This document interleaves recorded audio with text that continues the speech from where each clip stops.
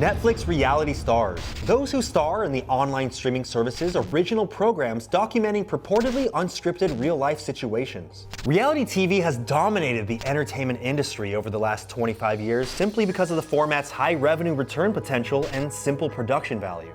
As of April of this year, a whopping 30 million households watched the premiere season of Netflix's Love is Blind, with their other reality shows like The Circle and Too Hot to Handle following closely behind and amassing impressive viewership.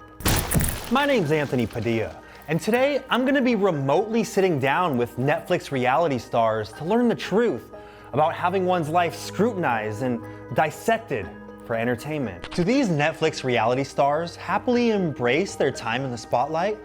Or has the relentless scrutiny from having their life documented for millions of viewers left them feeling isolated and broken? Hey, Joey! Yo! What's good? Lauren and Cameron. Hey! Hello. Chloe! Hi! Thank you so much for coming on and teaching me about the wondrous world of Netflix reality stars. Thank you for having me on, bro. I'm pumped to do this. We're gonna have a great time. So what do you guys consider yourselves? Reality stars, the fan favorite? Regular people who happens to fall in love on reality TV. I would say just a TV personality. Influencer, reality star, all these things that like I never had in mind, I was never seeking. Which reality show were you on? I was on Netflix's The Circle. Alana, don't lie. You love peeing in the shower. We were on Love is Blind, which is a Netflix dating reality TV show. I want to spend the rest of my life with you. Will you marry me? So I was on Netflix's Too Hot to Handle. I just feel like I need to release that sexual tension. Do you know what I mean? Too Hot to Handle. Yeah! Woo, woo, woo! I feel like you gotta feel good getting cast on a show literally saying that you're too hot. I know! Do you remember what that audition process was like? With this, it was like, just come on in and be yourself. And I was like, oh, all right, that's easy enough. And then tell us about your family, your mom, your dad. We need you to kind of have a couple of meetings. We need to make sure you're not a serial killer, basically. So you had a clean record, and that's all it took. I did, yeah. What do you think it was about the show that made it so popular? It was the twist. 10 sexy singletons in a villa and say that they can't have sex when they love sex. They're gonna break some rules. Why don't you kiss me then?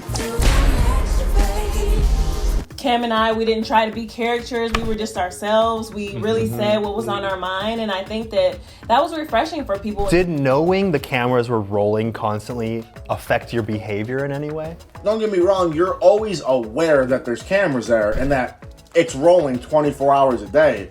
But it was never even a thing of like, oh, trying to put on a personality or put on something that's fake. You do kind of just forget the cameras are there, but you're always wary. If I was getting changed, I would make sure that I had a towel wrapped around my bottom half because I thought, well, I don't want the whole nation to see my ninny. And we don't want that. No, definitely not. I'll give you one a fright. And I would say after the first like third, fourth day, it was just like you kind of forget that they're there. And I know that sounds crazy, but it's like you kind of get so wrapped into what you're doing, but it's just kind of like they melt away in some weird type of way, and I guess you just get used to them. I remember we were in the pods and one of the camera dudes who was viewing the pod through this cutout, like banged up against the wall. And you're like, oh yeah, there's people behind the wall peeping on me this entire time. Right, but you don't think about it on the dates, and then some like little accident like kind of jogs your memory. What was your most bizarre experience while filming a reality TV show? I think I was a bit weirded out that there was mics in the beds. Oh yeah, you were constantly being recorded even in the bed while you were sleeping, literally. Yeah, like it was a bit weird for me, to be honest. I guess they were monitoring you to make sure there was always room for Jesus between you and the person next to you as well. Yeah, definitely. I would say not being able to drop a deuce like you would want to, like. Did you have to ask for permission? You would have to like go into your mic and be like, excuse me, can you raise the cameras in the bathroom, please? And then you would see it slowly raise up. And then even if I had to go, and like, I'm a dude who wants to sit down, I want to reflect on my day, I want to think Hell about yeah, what's man. happening. You need at least 20 minutes. I want to breathe. Yeah, that is your self-care, okay? I get it. Bro. I've been there. We all been there. I don't think I do strapped one time I was in that freaking place because I'm like, yo, they know what's going on. They know what's happening. I don't know if they're turning the mic off in there. And, you know, I'm eating my diet food. My stomach's killing me. That was a bizarre thing for me.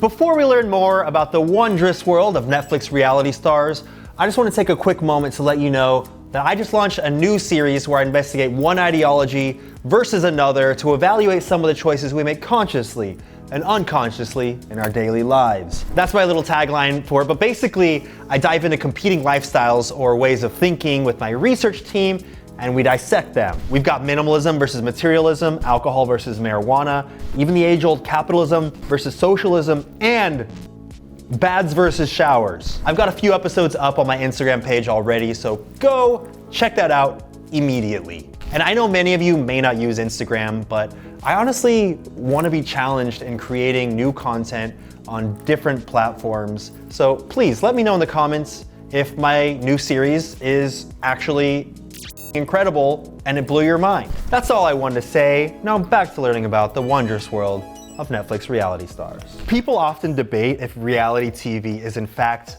real in any way, and they're saying, you know, no, actually all it is some crazy diabolical plan put together by people in Hollywood to exploit people and it's all fake.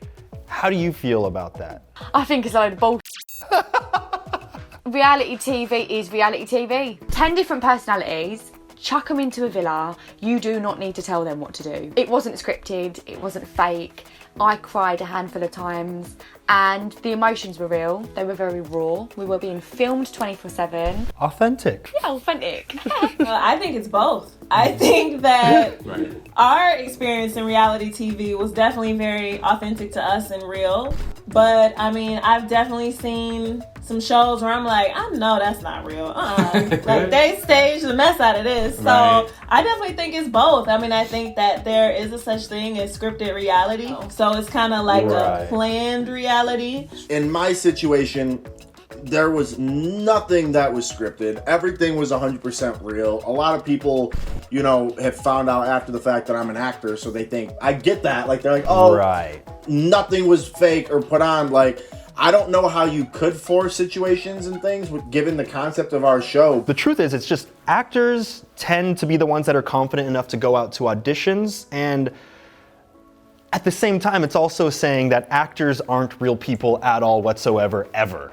You could be a real person and also be an actor and then document the reality side of it. It doesn't make sense, man. I just look at it as like, I get it. If I lived somewhere else besides LA and I just casually tuned into shows or something and I saw someone was an actor, I think anyone's natural instinct at that point is to be like, everything is fake, scripted, I'm heartbroken, how could this be? I'm done. Were you nervous as each episode was finally airing? I was. Yeah. Because it's like, we didn't see it before, so we were watching it the same time as the rest of the world. And it's like, of course you remember what happened, but like we said, it had been a year and a half after all of this had happened. So I'm like, did I forget some stuff? Like, you hope that they're gonna edit it like true to who you are, so you never know. They could have tried to edit it and make us seem like something else. So every episode was like, ooh. You had to keep your relationship secret for an entire year and a half. Yeah, that was frustrating for sure. Because you want to, you know, be proud of your relationship, especially in this day and age where you get to post about your life and stuff. And we had to act single, pretty much. I can understand how that would be nerve-wracking watching your relationship unfold for everyone to see, because you know how it ends. You know how the story ends. So you're watching that slowly unfold for everyone to judge you while it's happening. Oh man, and our like supporters were going crazy. When I say some of those people need to be in the FBI, like they were matching paint like in our pictures, like, ooh, that's the same color paint on Cameron's picture, so I know that they have to be married. Like, did any of these private investigators figure it out? Oh yes. Like, of course, we had to keep it a secret, but they were matching everything. I was a bit worried about them showing my ditzy side. You've just got to be really patient with me because I'm not the brightest spark in the book. People can judge you and like hate you for that. Like, why are you so annoying? You're so ditzy. But I'm such a loving person, so I don't care if I look a little bit ditzy. Like, I can hold a conversation and I'm kind to everyone. What more do you want? If you could redo your experience on the show, is there anything that you would change? I wouldn't change a thing, actually. Nope. Everything that happened how it was supposed to, and I'm extremely happy with the results. Yeah, well, when you end up in a happy married relationship, I don't think that you have to change anything. Yeah. Right, yeah. There's nothing I would change. No regrets. I just don't like to live with regrets. I like to trust my gut instinct and make the best decisions I could in the moment. And even if it's something that doesn't work out well for me, I think that's why you won, honestly. you can't live with regrets, man. Life is too short, and everything puts us on the road to be who we're supposed to be and the experiences with people that we're supposed to have. No, I actually genuinely wouldn't. I mean, but the first thing that comes to mind is, I wouldn't have spoke to Corey. I would have just completely ignored him because I now know what would happen. But that was a lesson that I needed to learn. And girls are going to go through heartbreaks, and that was real. I didn't have the perfect love story in there, but it was a fucking relatable one. Do you feel like you were always accurately portrayed on the show, or do you feel like there was any editing that was done to kind of bring the drama, to stir the pot? They captured our personalities, but I definitely think that there was some editing that made it seem like every conversation that I was like, hey, I'm black, you're white, which is a real thing, and it is something that we addressed, you know, often on the show, but best believe every time we addressed it, it made that edit. So while you talked about race, like 0.1% of your conversations, it kind of ends up looking like 10% of your conversations. Yeah, I saw on like Twitter like a Love is Blind drinking game, like take a shot every time Lauren says interracial. I was like, that's not fair. You know, some people had something to say about the rap that I did to Lauren's mom. I'm feeling like a kid with you. You're my main chick, those other girls are previews. I forgot about the rap. And that was actually the thing I was probably most nervous of seeing on the episodes, because I was like, man, they're gonna edit it in a cheesy way. Yeah. And in fact, they did exactly that. They chopped the song up in a weird way and put this beat over it that didn't match the tempo of the rap. And I never criticized the production and the editing, but that was the one thing that I was like, man, there was no need for that. Catherine Hudson wants to know if it was ever weird to react to things that had already happened when you were in the confessional booth. It was hard because it may have happened like the day before or 2-3 days before, and we had to really like go back to that moment and relive it and talk about it like it was just happening. Are they getting you to speak about it in first person? Yeah, like we had to be like we couldn't say past tense like it happened this way. No, it's happening. That's got to be weird. You got to change your entire way of thinking about those experiences as if you're living in them now. Right. Was there anything you learned about yourself through your experiences on the show? I actually have a backbone. The whole time you thought you were spineless? I let people walk all over me all the time, to be honest. And when I was on the show, I think knowing that there was millions of people that were going to be watching, I thought, I can't let girls think that it's okay for a guy to treat them like this. Have you used what you learned in that sense in your everyday life after the show? Like before I went in the show, I was someone who would date guys for fun, sleep with guys for fun. I'd have commitment issues and I'd let people walk all over me. And when I went in the show, I gained respect for myself. I started to love myself. I understood myself. And out from the show, day-to-day normal life, when I talk to guys, I've got a tick list. So you have higher standards now and you're not afraid to put your foot down. Someone that has a job. So being on a hit Netflix TV show, you're bound to have a bunch of fans. What's been your most bizarre fan interaction? There was one guy DMing me trying to buy my socks or foot pictures. And me being me, I was like, all right, let's talk about this. What's the offer on the table? I have a confession I've never told anyone publicly, but back when I first started going on YouTube in early 2006, you know, we were struggling. We didn't have money to like buy film equipment. There was no way to make money on the internet really at all. There was this dude that emailed me and asked me if he could buy the socks from this video that I was in. And I was like, this is creepy, but you know what? Name your price. He said $150, and I sold it to him. And that's what helped me buy the first camera that we ended up using. That is f***ing awesome though, because you know what though? Who cares, bro? We all got a story, and like I hate when people try to bull and try to make themselves sound good. Like, yeah, you were struggling, homie wanted socks, and you provided the socks and the service. That's right. He got what he wanted, I got what I wanted, and you know, I don't blame people for having fans-only accounts because why not, right? Round of applause to just giving people what they want. If you get what you want in return, everyone's happy. No shame. I agree, man. I called my dad up and I was like, Dad, homie wants to buy socks. He's like, ask him what he's offering. Come on. He goes, I would tease him. He goes, I'd be a son of a bitch. I'd send him a picture of my big toe and tell him there's more in it. If you name a higher price, you'll get the whole foot. What is it about being a Netflix reality star that's brought you the most joy? Probably just seeing that people find our love story inspirational. Saying, you know, I was in a dark spot in my life and this kind of gave me some glimmer of hope, which is even hard for me to believe that that's possible, but I'm thankful that we could have that type of impact. That certainly wasn't what I anticipated doing this. I was thinking about my own relationship and I'm happy that people took that away and felt like it gave them some hope that they could find that type of love too. I feel like many people haven't really been able to see a very healthy relationship grow and, you know, blossom from nothing to marriage and see what a healthy relationship could look like. So I feel like your guys' relationship, it has inspired many people to understand that they don't need to settle for less. They can find someone who shows such respect and admiration for you. Absolutely. I actually have a parting gift for you both. The best interviewer shirt in the inverted color black. I love it. I am going to ship this to you for free. Yay! Yeah. And you know what? You're both gonna share one shirt right now, and it looks good on both of you. You guys fit perfectly in that one shirt. Thank you.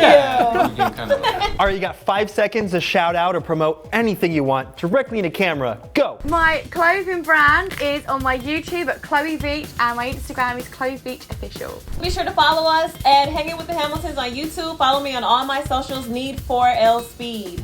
And also follow me, Cameron Reed Hamilton, that's R-E-I-D, on all socials as well. Follow me on Instagram at Joey Sasso, Twitter, Joey_Sasso. Check out the Joey Sasso merch. It's fantastic, baby. You need to subscribe because he is the best sort of a geezer I have ever had an interview with in my life. He is amazing. You need to subscribe. I've never been called that before, but you know what? It felt good. Good. I'm glad it did.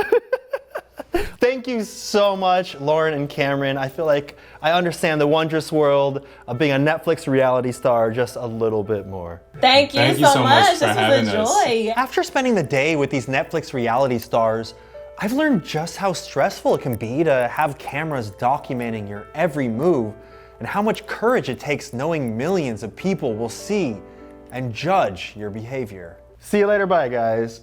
Press a like. Cameron, I gotta ask, are you sitting in a chair or are you on your knees? I'm sitting on my knees right now. You're on your knees right now? Sitting on your knees. So I thought he was sitting on the ottoman. I'm trying to angle up to the camera. Oh my God, babe. What's your wrong? Your knees are gonna fall off. Are your knees bleeding yet? Well, I if you could see the sitting situation, it's hard to didn't frame even up. realize that. I just realized, I was like, I don't think he's in a chair there. No. What the heck, man? Well, I'm trying to get it framed up to the camera. Oh my God.